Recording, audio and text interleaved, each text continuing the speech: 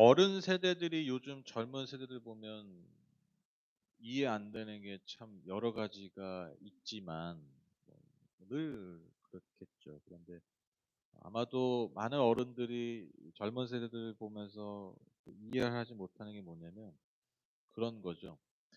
'왜 이렇게 열심히 안 할까? 그리고 이렇게 좀 왜 이렇게 미래를 준비하지 않을까? 좀 절약하고 좀 아끼고 좀 뭔가 오늘 열심히 살면 더 잘 살 것 같은데 왜 그렇게 맨날 뭐 헬조선이니 뭐니 하면서 그렇게 살아갈까?' 왜냐면 어르신들은 정말 열심히 사셨잖아요. 그쵸 어른들은. 그래서 정말 가정을 또 일궈내고 뭔가를 일궈내는 그런 삶을 사셨기 때문에 뭐 진짜 참 안타까우면서도 이해가 안 되고 참 어떻게 보면 때로는 화가 나기도 하는 거죠, 젊은 세대들 볼 때. 그런데 그러한 분석이 있습니다. 왜 그럼 젊은이들이 그렇게 살까? 정말 그냥 말 그대로 그냥 단순하게 게을러서 그럴까? 생각이 없어서 그럴까? 미래에 대한 계획이 없어서 그럴까? 그렇지 않다라는 거죠. 여러분 그런 얘기 들어보셨을 거예요. 지금 젊은 세대들이요. 아마도 인류 역사상 최초로 부모 세대보다 훨씬 더 가난하게 될 상황이다라고 얘기해요. 그러니까 그렇게 예상을 하고 있어요. 많은 전문가들. 그 예상이 그냥 대충 예상하는 게 아니라 많은 데이터들을 근거로 해서 얘기하는 거예요. 지금 어른 세대들이 어떤 시대냐면요. 쉽게 말하면요. 지금 어른 세대들이요. 인류 역사상 가장 초고밀도로 발전하던 시대에 한창을 사신 분들이에요. 그러니까 지금 뭔가 뭐 50-60대 뭔가 그래도 뭐 집도 좀 사시고 뭐 좀 이루신 분들이 다 어떤 시대 그분들이 열심히 살던 시대가 언제냐면 초고속 성장 시대예요. 인류 역사상 거의 없었대. 그 말이 뭐냐면 그 시대는요. 뭔가 진짜 열심히 하면 주어진 상황에서 그냥 하루 잘 살아내면 뭔가를 그냥 이뤄냈던 시기. 저 지금도 기억나는데 제가 초등학교 때 통장을 제가 이제 뭐 저축하라고 저 통장 만들어 줬는데 그때 여러분 이자가 10%가 넘었어요. 아세요? 기억나세요? 그냥 보통 그냥 한 게 10% 예요. 여러분 저 분명히 말씀드립니다. 여러분 지금 누가 여러분한테 와 가지고 "나한테 돈 맡겨라. 이자 10% 준다." 그러면 100% 사기꾼입니다. 제가 말씀드렸죠. 돈을 벌지는 못해도 돈을 안 잃는 방법은 간단해요. 내가 지금 살고 있는 이 시기에 금리 보면 알아요. 금리보다 훨씬 많이 준다? 100% 사기예요. 금리보다 훨씬 많이 벌게 해 준다? 그러면 사기 아니면 투기야. 이건 그냥 공식처럼 외우고 계세요. 진짜 될 것 같은데 없어요 그런 거. 사기 아니면 투기예요. 그러니까 금리만 보면 알아요. 그러니까 쉽게 얘기하면 우리가 20년 30년 전에 우리가 이 살던 시기에 금리가요 사기예요 사기. 사기인 만큼 대단한 초고속 성장 시대였어요. 돈이 막 모이고 그걸 또 팍팍팍 쓰고 성장하고. 그러니까 내가 열심히 살고 내가 열심히 노력하면 앞으로 더 잘 살 수 있다라는 게 어떻게 보면 정해진 시대였어요. 그러니까 열심히 사는 거예요. 근데 지금 세상은 어떻습니까? 겁나 열심히 막 저기 막 드론이 막 뜬대. 드론 막 학원 등록해 가지고 막 열심히 공부했어. 어느 날 보니까 컴퓨터가 다 한대네.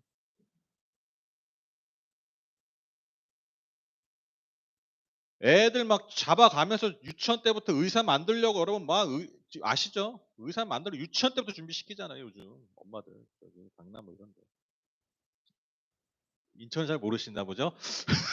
거긴 그런데요. 그쵸? 아시죠? 네. 오늘부터 아시면 되죠. 그렇게 하고 있어요. 근데 여러분 많은 전문가들이 앞으로 시대에서 가장 먼저 없어질 직업군 중에 지금 최상에 랭크되어 있는 게 여러분 의사예요. 의사, 판사. 왜? 의사들은 오진도 하기도 하고 그 한계가 있어요. 근데 얘네는 뭐 엄청난 데이터들을 통해 가지고 정확하게 진단을 내릴 가능성이 훨씬 많아져요. 정확한 진단을 판단하기가 훨씬 많아져요. 열심히 진짜 어릴 때부터 애를 갈아 넣어 가지고 의사 만들어 놨는데 의사 하려고 봤더니 기계가 이러고 있네. 청진이 되고 있네. 피 한 방울 딱 뽑아가지고 다 밝혀내네. 여러분 생각해 보세요. 앞으로 젊은이들이 살아갈 세상을 구상할 때 이런 일들이 비일비재 하루아침에 이런 일들이 자꾸 벌어지니까 생각이 멈춰버려요. 그래서 뭔가 노력하지 않는 것 같고 뭔가 미래를 계획하지 않는 것 같고 뭔가 이렇게 그냥 대충 사는 것 같고 진짜 오늘만 사는 것 같은데 그게 사실 너무 당연한 현상이라는 거예요. 오늘만 살 수밖에 없는 거예요. 오늘에 집중하고 그냥 오늘에 충실하고 오늘을 즐기는 삶. 그러니까요 저축을 하겠어요? 뭐 돈을 그러면 그게 왜 미래에 대한 소망과 기대가 없어지니깐요. 그냥 오늘만 사는 거예요. 제가 이 말씀드린 거는 이 시대 젊은 사람들을 다 옹호하자고 하는 얘기가 아니에요. 물론 그런 오늘도 제대로 안 사는 인간들이 많죠. 근데 여러분 이 흐름과 이 시대상을 아셔야 된다는 거예요. 그 시대상 안에서 그 시대의 사람들을 볼 수 있어야 돼요. 내가 살던 내가 잘했던 시대상과 그 경험으로 애들을 보면요 절대로 소통이 안 돼요. 이해 못 해요. 그게 우리 어른 세대들이 해야 될 거예요. 내가 경험했던 내가 살았던 시대와 그 경험과 시대상으로 지금의 시대와 아이들을 보는 게 아니라 젊은 세대를 보는 게 아니라 요즘 시대상이 뭔가 왜 아예 사람들은 왜 젊은 사람들이 이렇게 살아가는가 지금의 그들이 처한 상황에서 볼 수 있어요. 그러면요 다시 보입니다. 이 결론이 뭐냐 희망이 없어서 그래요. 너무 단순한 말일 수 있고 식상한 말일 수 있는데 왜 젊은이들이 이렇게 사느냐 미래에 대한 기대가 사라졌어요. 미래에 대한 기대값이라는 게 있잖아요. 옛날에 많았다니까요. 현실은 되게 팍팍해도. 현실 진짜 힘들었잖아요. 근데 미래에 대한 기대값이 훨씬 큰 시대였어요. 그러니까요 오늘 열심히 사는 거예요. 근데 지금 시대들은 오늘은요 이미 도파민 천지야. 다 충족돼. 좀 심심할 새가 어딨어. 배고파요? 배 안 고파요. 밥 다 먹어. 새끼 다 먹어. 재밌는 거 다 내가 좀만 손가락만 움직이면 다 재밌는 거 지금 당장 24시간 볼 수 있어. 근데 미래는 불안해. 뭐에 집중해서 살겠어요. 그냥 오늘 사는 거예요. 그게 지금 이 시대 현상입니다.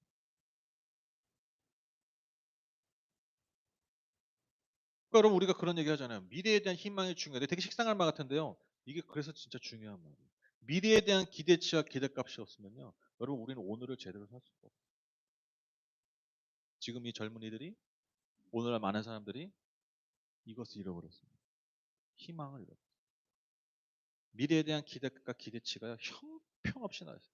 그러니까요. 어느 시대보다 풍요로운 삶을 일궈냈고 그렇게 살고 있는데 어느 시대보다 불행한 인생들이 많아요. 인간이 그런 존재입니다. 지금 나한테 다 채워줘도 앞으로의 내 삶에 기대가 없고 소망이 없으면요. 그 오늘이요. 불행한 거예요. 여러분 오늘 읽은 이 본문의 이 이스라엘 백성들의 상황이 딱 지금 우리와 비슷해요.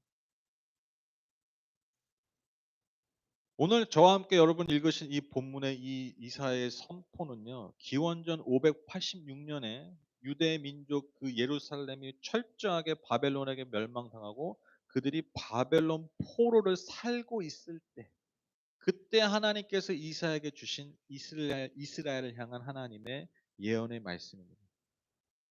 여러분 예루살렘이 멸망한 후에 그들이 유배 생활하잖아요.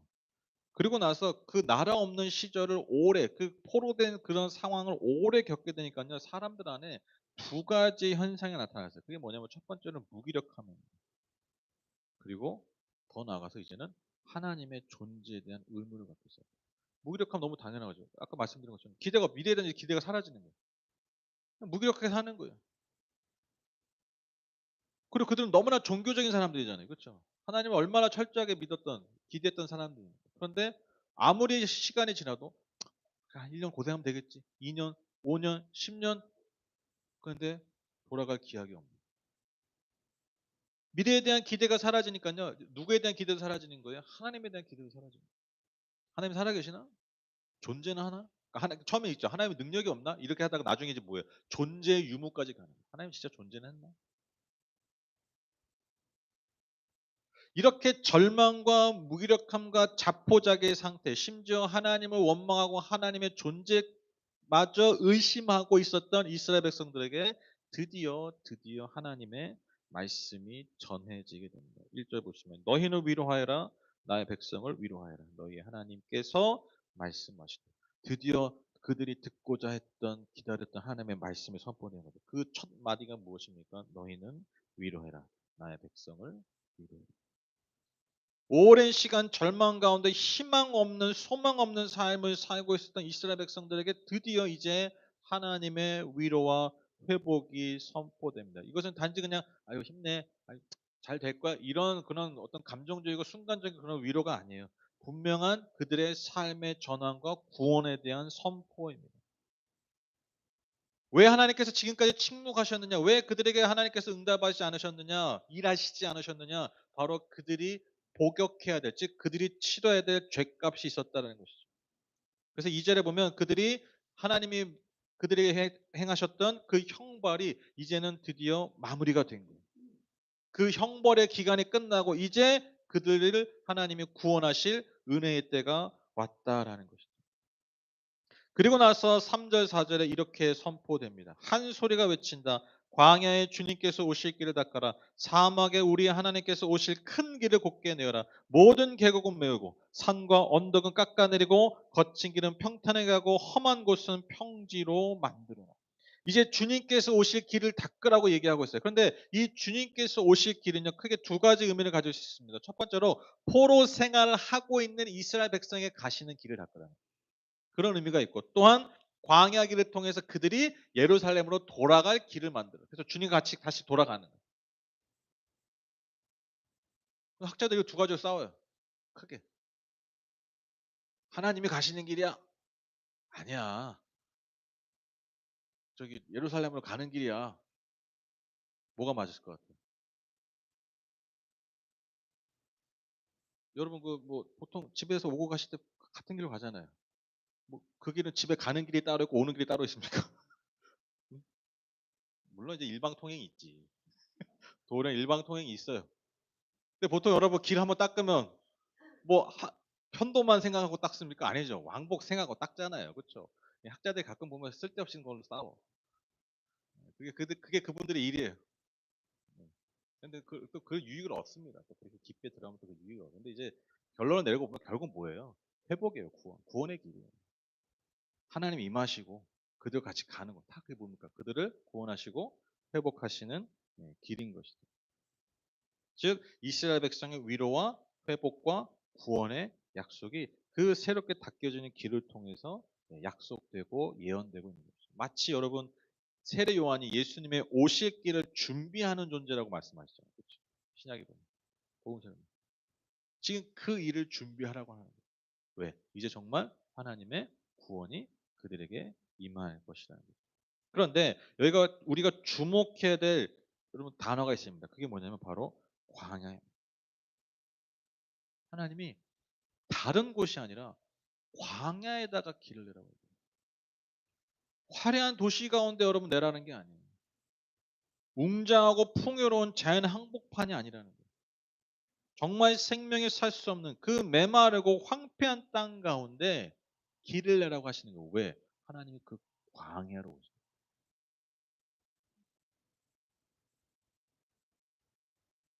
이것은 마치 광야와 같은 우리의 삶에 즉 척박하고 메말라 버린 그런 우리의 삶에 길을 내어 찾아오시고 그곳에 물길을 내시고 꽃을 피우시며 결국에는 열매 맺으시는 그 하나님의 은혜를 더 극대화하게 만듭니다. 그리고 나서 이어지는 6절 8절에서 오늘 본문의 핵심 구절이 나옵니다. 6절 8절 보시면 한 소리가 외친다. 너는 외쳐라. 그래서 내가 무엇이라고 외쳐야 합니까? 하고 물었다. 모든 육체는 풀이요. 그의 모든 아름다움은 들의 꽃과 같을 뿐이다. 주님께서 그 위에 입김을 부시면 풀은 마르고 꽃은 시든다. 그렇다 이 백성은 풀에 지나지 않는다. 풀은 마르고 꽃은 시드나 우리 하나님의 말씀은 영원히 서 있다. 너무나 유명한 이 말씀 1차적으로 여러분 인간의 유한함과 한계, 공허함에 대해서 말라버리는 들의 꽃과 풀에 비유하고 있습니다. 그러니까 인간이 그런 존재라는 거예요. 특히 여러분 광야에 여러분 가끔 물이 있으면 꽃이 피어요. 풀이 자라요. 우기 때. 저는 우기 때 한 번도 광야에 가본 적은 없거든요. 다 건기에만 가는데. 근데 우기 때 물이 촥 그냥 그 좌우로 이렇게 막 풀이 자라고 한대요. 한대요. 본 적은 없어요. 믿을 수가 없어요. 왜? 그때 제가 광야 사진 몇 번 보여드렸잖아요. 정말 그냥 돌밖에 없어요. 흙밖에 없어요. 모래밖에 없어요. 그렇게 많이 자라도 뜨거운 바람이 불면 마치 하나님 입김을 부시는 거죠. 순식간에 다 말라버리고 사라집니다. 여러분, 광야를 통과할 때 이스라엘 백성들이 우기와 건기를 보내면서 그 풀이 자라고 풀이 마르는 거 보면서 뭘 생각했겠어요? 그게 인생과 같다고 생각한 거예요. 우리의 삶 같다고 생각한 거예요. 뭔가 대단한 게 자라는 것 같고 대단한 게 이루어진 것 같지만 그냥 좀 때가 되면 바람 한 번 불면 뜨거운 바람 한 번 불면 그냥 순식간에 사라져요. 여기에 그런 게 있었었나? 그게 인생이라는. 그렇게 연약하고 한계를 가진 어떻게 보면 너무나 허망한 그러한 존재가 사실 인생, 인간이라는 것이죠. 그러나 이 말씀이 우리에게 주시는 하나님의 메시지는요. 야, 니들이 그런 거밖에 안 돼. 니들 내가 입금한 보면 다 말라버려. 이 얘기를 하려고 하시는 게 아니에요. 이게 핵심이 아니에요. 여러분 이 말씀의 결론이 중요합니다. 여러분 이 말씀의 결론이 뭡니까? 8절이 뭐예요? 풀은 마르고 꽃은 시드나 우리의 하나님의 말씀은 영원히 서 있다. 인간은 유한하고 한계 있고 그래서 순식간에 사라져버릴 존재이지만 우리 하나님의 말씀은 영원히 그 가운데 서 있다라는. 마치 하나님께서 이 땅에 티끌 그 먼지로 인간의 형체를 만드신 다음에 하나님의 그 하나님의 생명의 숨결에 들어갈 때 그 존재가 단지 먼지의 집합체가 아니라 생명의 하나님의 생명이 있는 하나님의 형상이 있는 생명이 된 것처럼 들의 풀과 같은 말라버린 금방 시들어버린 우리의 존재지만 우리가 하나님의 영원하신 그 말씀에 서 있을 때 여러분 우리는 그런 존재가 더 이상 아니라는 거예요. 이게 핵심이에요. 우리가 그 영원하신 하나님의 말씀의 그 생명을 공급받고 있는가? 그게 핵심이라는 거예요. 그래서 여러분 인간은요 이렇듯 연약한 존재이기 때문에 우리에게는요 누구보다도 하나님의 말씀이 그 영원하신 하나님의 생명의 공급이 필요하다라는 것이죠. 그래서 우리의 삶의 중심에 그 하나님의 말씀을 두어야 됨을 명백하게 알려주고 있습니다. 그래서 여러분 우리가 이 말씀을 통해서 깨닫는 게 무엇입니까? 우리가 진짜로 오늘을 살게 하는 희망, 우리의 삶에 주는 진정한 그 소망이 무엇이냐? 어디로부터 오는 것이냐? 광야 같은 우리의 삶일지라도 우리의 삶이 그 하나님의 영원하신 말씀 위에 있을 때 그 하나님의 약속의 말씀이 우리의 삶을 세울 때 하나님 우리의 삶의 진정한 희망과 소망과 미래에 대한 진정한 기대값을 주신다. 이게 지금 이 말씀의 의미입니다.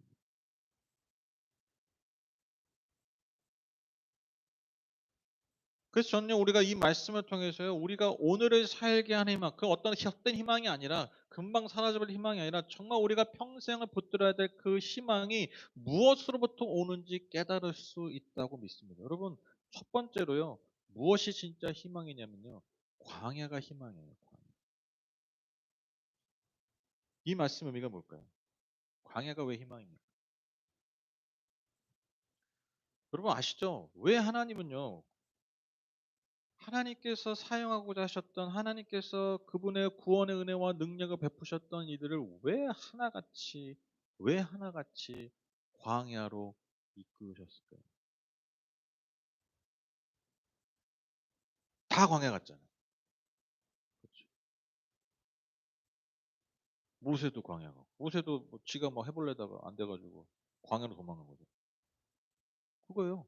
광야 간 거예요. 40년 동안 광야 생활한 거예요. 40년 동안 광야 생활하니까 모세 참 불쌍해. 40년 동안 또 혼자 광야 갔다가 이스라엘 백성을 구원했다가 이제 떼거지로 가서 또 광야 40년 보내. 진짜 기구한 인생이야.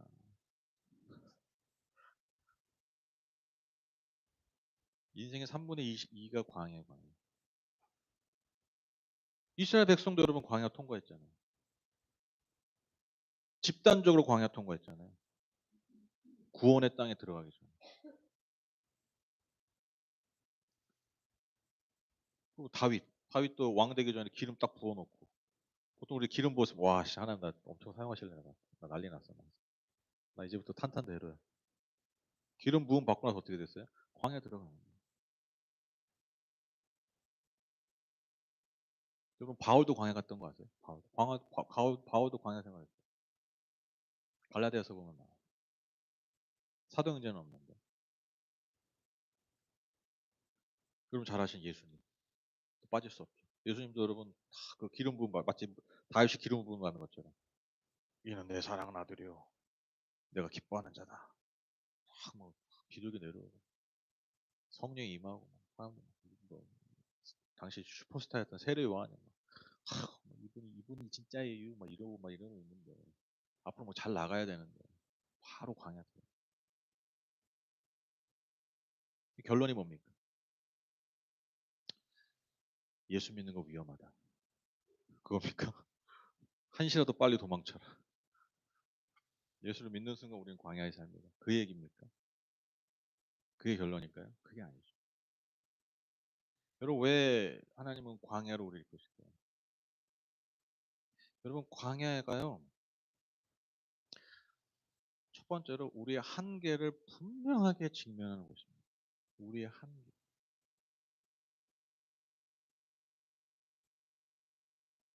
여러분 이게 굉장히 중요한 말인데 세상은요 우리가 한계가 없다고 얘기해요. 세상은요 우리가 한계를 극복할 수 있다고 얘기해요. 그래서 사실 넌 대단한 존재라고 얘기해요. 넌 한계를 극복할 수 있어 그렇게 얘기해요. 너한테 한계는 중요하다고 그렇지 않아. 그렇게 우리에게 막 얘기해요. 그게 우리를 속이는 거예요. 여러분 진짜로 정말로 지혜로운 사람, 정말로 무언가를 열매 맺는 사람, 중요한 열매 맺는 사람 특징이 뭐냐면요. 자신의 한계를 분명하게 알고 그것을 인정할 줄 아는 사람. 자신의 부족함을 인정할 줄 아는 사람. 다 갖춰진 사람이 여러분 성숙한 사람이 아니잖아요. 그렇죠? 여러분이 경험하셨을 때 많은 사람들 한번 잘 생각해 보세요. 다 잘났고 다 잘해. 이런 인간 치고 여러분 내 옆에 두고 싶은 인간이 없죠. 그렇죠? 다 잘한데 다 된데 그런 인간들 치고 내 옆에 두고 싶은 사람이 없어요. 여러분 진짜 내 삶에 힘이 되고 성숙한 사람들이 뭐예요? 어떤 사람들입니까? 내 한계를 분명하게 인정하죠. 자신의 부족함을 인정하죠. 역설적으로 여러분 인간의 삶은요, 인간의 진짜 삶은요, 언제나 여기서 시작해요. 모든 회복과 구원이 여기서부터 시작해요. 내 한계를 인정하지 않으면요, 인간의 삶에는요, 성숙과 성장, 구원이 없습니다. 그게 회개잖아요. 회개가 다른 게 아니에요. 하나님 제가 죽일 놈입니다. 뭐 이거 얘기 울고 불면 이게 회개가 아니에요. 하나님 제가 이러한 한계가 있어요. 제가 이렇게 부족합니다. 그래서 나는 결론이 뭐예요? 주님이 필요해요. 이게 모든 회복과 모든 신앙, 모든 구원의 출발점이에요. 근데 한번 생각해 보시죠. 우리가 언제 한계를 경험하겠어요? 뭐 하면 돼. 손 대면 다 돼. 손만 대면 성공해. 잘 돼. 기도하면 다 돼. 기도하면 다 되면 여러분 기도해서 다 되면 여러분 신앙이 좋아질 것 같죠? 제가 진짜 예언할까요? 만약에 하나님이 한번 테스트하는 거 우리를 하늘법교회 테스트하는 거예요. 그래서 하늘법교회 성도님들 기도하면 다 돼. 한 3개월 동안 다 되게 세팅을 해놔 하나님이. 기가 막히게 뭐냐면요. 여러분 기도해서 되는데 기도해서 계속되면요. 내가 잘해서 되는 줄 알아요. 잘 되는. 기가 막혀. 그게 인간이에요.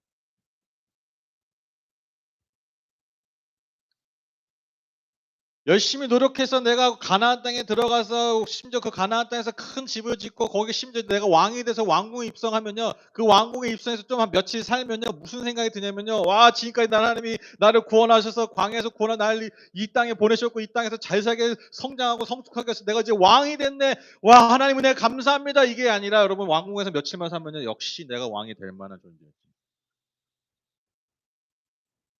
그게 인간.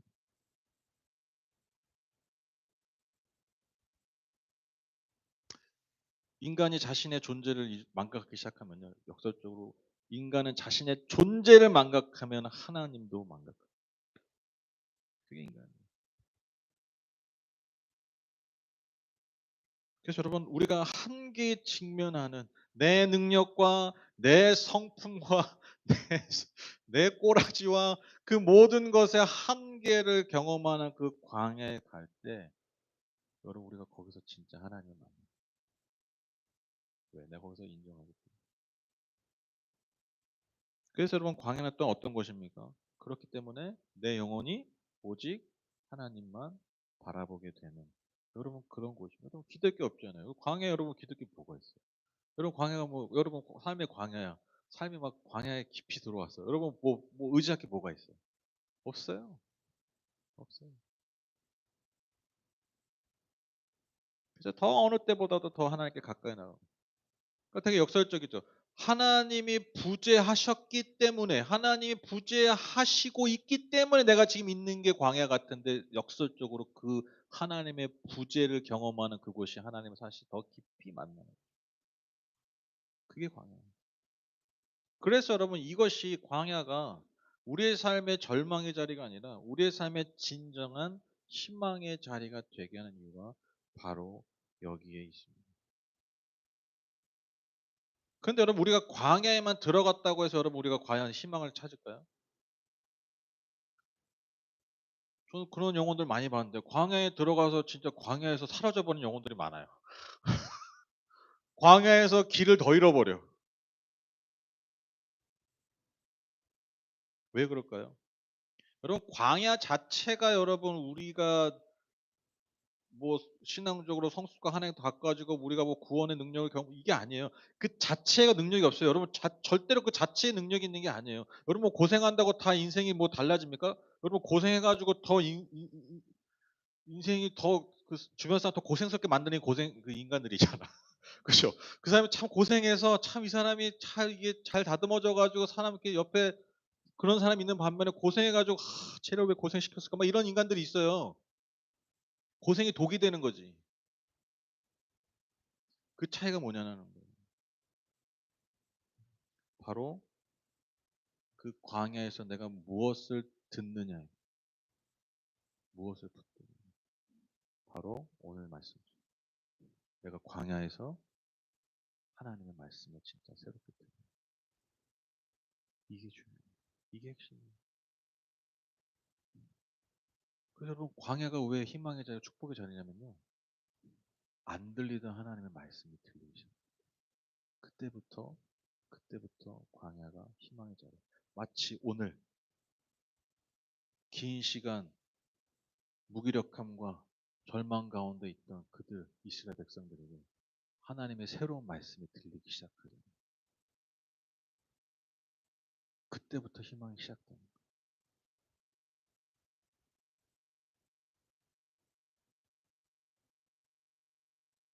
여러분 왜 이스라엘 백성들이 광야에서 계속해서 유리하며 고생할 수밖에 없었습니까?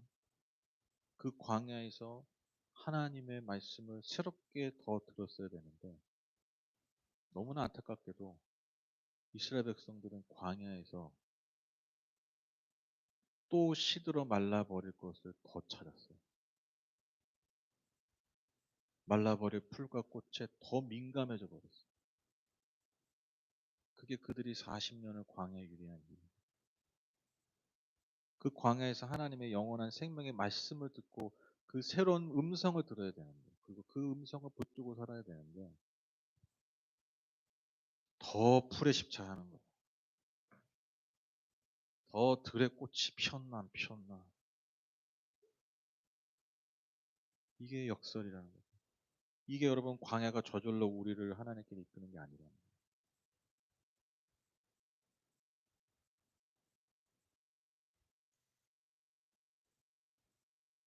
그 저희 장모님이 계시는데 제가 결혼했으니까 장모님이 계시겠죠? 어딘가 계세요. 이제 얼마 전에 얘기하는데 저번에도 그때 예전에도 들었던 예전에 저희 장인어른도 계셨어요. 시간이 지나서 이렇게 얘기했습니다. 음, 이제 병원에 한창 계실 때 되게 힘든 시절 그때 진짜 막 너무 막 힘든 시절 두 분한테는 너무나 고통스러웠던 그 시절. 저희도 밖에서 병원 밖에서 이제 저희 기다리는 저희 입장도 너무 참 힘들고 어려웠죠. 그때 이제 장모님이 그런 말씀 하시더라고요. 내가 뭐 할 수 있는 게 아무것도 없고 너무 뭐 매일 뭐 어떻게 뭐 생사가 왔다 갔다 그런 상황에서 시편을 계속 읽으셨대요. 시편. 그게 위로가 되시고 힘이 되셨고.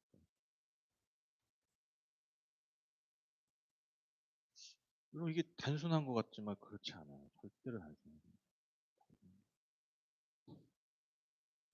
저도 시편 읽으면서 진짜 힘들 때 많이 위로를 얻었거든요. 되게 힘들 때. 근데 왜 시편 읽을 때 왜 위로를 얻습니까? 여러분 시편 읽을 때 여러분 어떤 말씀이 은혜되는 줄 아세요? 하나님 찬양합니다. 하나님 잘 될 겁니다. 하나님 그런 거 아니에요. 그냥 진짜 욕만 안 했을 뿐이지 하나님한테. 하나님한테 욕만 안 할 거지 다 해. 쉽게 얘기하면 네가 살아있냐?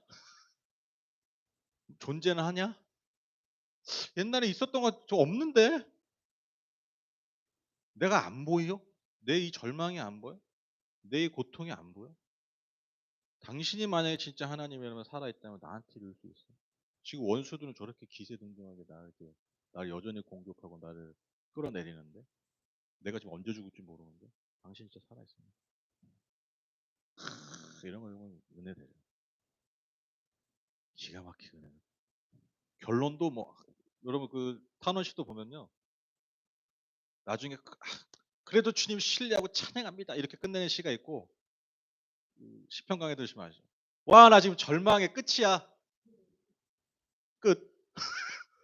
이렇게 끝난 시편이 있어요. 뭐 어디까지 도 절망해? 나 죽겠어. 끝. 그런 탄원식도 있어요. 기가 막히게 그런 시가 은혜가 돼요. 근데 여러분 생각해 보세요. 여러분 그게 우리가 전형적으로 알고 있는 시입니까? 기도입니까? 우리가 보통 좋은 기도가 어떤 기도예요? 여러분들이 대표기도 하신 그 기도입니다. 우리 대표기도에 우리 교회는 대표기도에 그 기름 부음이 있잖아요. 그렇죠? 저는 우리 교회 그 두 가지 대표적인 그 기름 교회마다 달라. 근데 이제 그 대표적인 기름 부음 두 가지가 있어요. 첫 번째 밥이죠. 이거 뭐 의심의 여지가 없어요. 그리고 저는 두 번째가 대표기도 생각해요. 진짜로 과장이 아니라. 한옥 집사님 오늘 너무 당황하셨잖아요. 내가 왜 울지? 그게 기름 부어져서 그래요. 이건 내 성격이 아닌데 내 성격 안 맞아. 나는 사람들 앞에서 잘 안 울어. 울면 안 돼. 근데 울음이 나와. 이게 왜 나올까요? 이게 기름이에요, 기름. 네, 농담이에요. 기름 부음이야, 기름 부음. 그게 성령의 역사예요. 그 기도를 통해서 하나님 우리를 만드시는 거예요. 희한해. 저는 옛날부터 그거 느꼈어요. 제가 담임하고 나서 우리 대표 좀 이상한데. 맨날 울고 막 그러지. 그게 은혜가 있어서 그래, 은혜가. 뭔 얘기하다가 여기 나왔죠? 예, 그게 전형이에요. 그 대표기도 우리가 하는 대표기도가 아주 좋은 기도의 대표. 근데 여러분 그 시편의 기도는 여러분 만약에 어떤 분이 나와가지고 대표기도인데 하나님 나 죽겠어요. 당신 살아 있습니까? 나 절망의 끝입니다. 난 당신이 아니야. 난 당신 같지 않아요. 예수님의 이름으로 기도드렸습니다. 아멘. 여러분 그러고 들어오나 생각해봐. 그 이후로 이제 예배를 인도하는 저는 이제 지옥이죠. 이걸 어떻게 마무리하고 이끌어갈까? 이걸 어떻게 정리할? 근데 어떻게 그런 기도가 들어가냐 이거 시편에 그 위대한 성령의 중심에 어떤 목사님이 그러더라고요. 어떤 유명한 목사님이 제가 되게 좋아하는 목사님인데 지금 돌아가셨어요. 미국에 있는 목사님. 그게 기도기 때문에 가는 거예요. 기도. 그러니까 그게 기도라는 거예요. 그리고 더 중요한 게 뭐냐? 그 절망을 하나님께 했기 때문에. 하나님께 했기 때문에. 이 말은 내가 가장 깊은 절망에서도 절망을 얘기했어도 그거를 하나님께 얘기했기 때문에 그 순간 사단은 패한 것이다. 와, 나 이 말 듣고 기가 막히거든. 아, 나 하나님 앞에 나오면 절망밖에 맨날 투정만 보이고 맨날. 근데 여러분이 그걸 하나님께 할 때 그 순간 사단이 패배하는 거예요. 왜? 사단은 그거를 다른 걸로 돌리게 하려고 하고. 야, 그냥 차나 한 잔 마셔. 사람도 불러서 그냥 커피나 한 잔 하면서 힐링해. 그 시간에 뭐 기도를 하고 그래. 그냥 사람들이랑 술이나 한 잔 하면서 그냥 풀어. 그게 사단이 하는 거예요. 절망을 얘기하든 노래를 하든 찬양을 하든 그것을 우리가 하나님께 할 때 하나님의 약속을 붙들 때 그럼에도 불구하고 그 순간 사단이 패배하는 거예요. 와, 이게 소름을 돋더라고요. 그게 기도예요, 여러분. 그 하나님의 말씀에 대한 하나님의 존재에 대한 여러분 믿음이 조금이라도 있다면 여러분 이게 예수님 말씀하신 믿음이에요. 겨자씨만한 믿음만 있다면 그것이 하나님 우리의 삶 가운데 역사하시는 우리의 삶에 진정한 희망을 주시고 우리의 삶에 길을 내셔서 찾아오시는 그 광야의 길이 된다는 것입니다.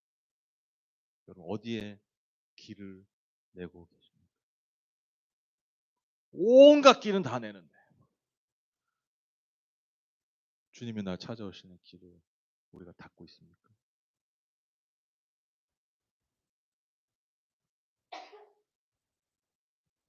내가 만약 지금 광야에 있다면 금방 말라버리고 금방 시들어버릴 풀과 그 꽃에 민감했던 그 삶을 내려놓고 영원하신 하나님의 말씀을 다시 새롭게 듣는 그리고 그분께 다시 새롭게 나아가는 여러분 이것이 우리의 삶의 진짜 희망의 자리가 되는 것입니다.